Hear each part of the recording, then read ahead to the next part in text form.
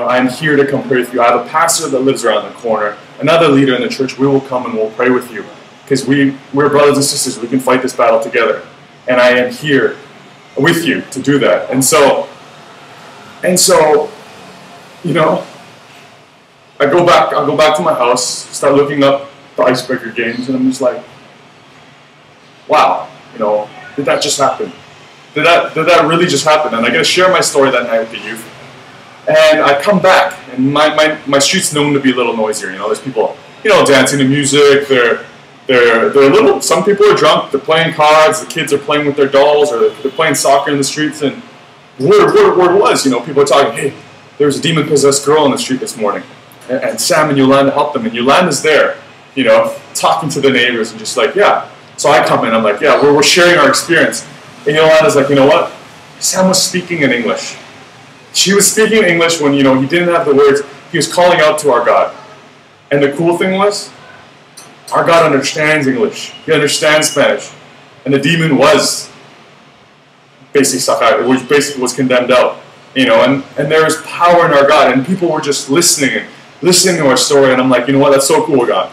The things I took away from this lesson really were, and this experience was, God, your plan, what you see and you know is going on is so much greater than me or Yolanda or any individual person. Your purpose is so much greater than that. And I was like, as long as we're willing to come humbly before you, you can use us. And I was like, wow. Tonight on a night where most people just get drunk, talk, Yolanda, in the first time this experience, our neighbors are talking and they're starting to ask about, the God we were praying to and what happened. And it was just another way God was showing his glory to our neighbors and his power. Secondly, I prayed that, when God sends me down to South America, that my faith I've never wanted a faith that's just a blind faith. Sam, you need Jesus Christ because you need eternal life because you're a sinner. That's great and all, but I don't want blind faith. I don't want a faith where, oh, okay, if that's what you say, I'll do it. No, I want to understand. I want to, in the Bible, there's two words for the word to know. One is to know in your head, and another one's to experience. And same, when I want to share my stories with other people, when I want to share the truth that I have in my life, I don't want it to be reciting knowledge. I want it to be, God, I've experienced this. I know this because I believe it with my body. I believe it with my mind. I believe it with my spirit. All that I am, it's not just something in my head. And, I could read about demons in the Bible. I can watch The Exorcist. I can know these things happen in the world. But I can't say after going through this situation that my faith is less. When you experience a demon-possessed girl in front of you, and when a 14-year-old girl can manhandle you, you have no other place to go. If you don't have the Lord, what would I have? If I didn't have the truth of the Lord to proclaim, this 12-year-old girl probably could have beat me up. And I was like, wow, when you experience firsthand, and then the power of God to condemn a demon out of a child's body, you can't walk away saying, oh, okay, that's an interesting, that was cool. No, when you experience it, you believe and you know it in a completely another level, and that's an answered prayer for me. And the second thing I learned was, I'm not going to lie, I've been scared. I've been scared here in Colombia.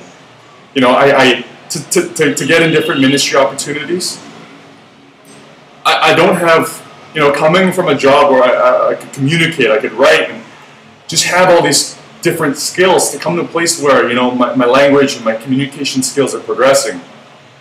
It's not easy.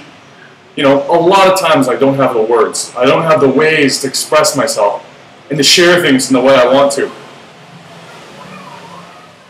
And and sometimes I get scared and I hold myself back. Like, God, I'm not ready. I'm not good enough. I can't do this.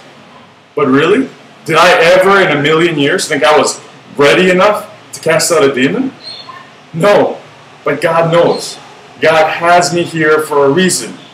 He's prepared me, and as long as I'm willing to come humbly before Him, for Him to use me, He can use me to change a life. He can use me to change a community. And that was just a wake-up call for me. Sam, you didn't realize, or you think you were ready for this situation. But I used you. You called out to me, and I used you in a way you never could have imagined. Now you're going to say that I'm not big enough to cover the gap of your language deficiency. No, Sam, you're putting the hard work in. Just let go of your pride. Come before me and I can use you. I can use the Spanish that you do know. I can use you if you just let me. Don't be scared, trust me. And that was one thing that I got from this experience. That, you know what? Whatever little language that I have, God has me here in Colombia for a reason. He's not going to leave me hanging dry. And I just need to proclaim His truth, come humbly before Him, and He can use me. He can use any one of us. I'm just another normal person, just like any one of you watching this movie. And that's the cool thing, you know. He can take someone like us, and if we're willing to be used, He can use us in extraordinary ways to change a person's life, to change a neighborhood's perspective, to change the community, to change the world. And that's an encouragement I need, and I needed, and I'm glad that God gave me, because sometimes you can get discouraged. You know, in a very, very real way, God answered my prayer, and my needs, and He answered my needs in ways I couldn't even imagine. And so I thank the Lord for the opportunity. It wasn't something I knew what I was doing, or, you know, was so confident that this is what I'm supposed to do. No. But He's like, you know, give me what you've got, and I'll use it. I'll use it, and I'll show the world my glory. And that's what I wanted to share with you guys. That was my experience with the demon-possessed girl. 0, and God won. He won that one, you know. And this is going to be another 1.5 years of experiences and stories. And thank you for your time to listening today. And so I just pray you take that away.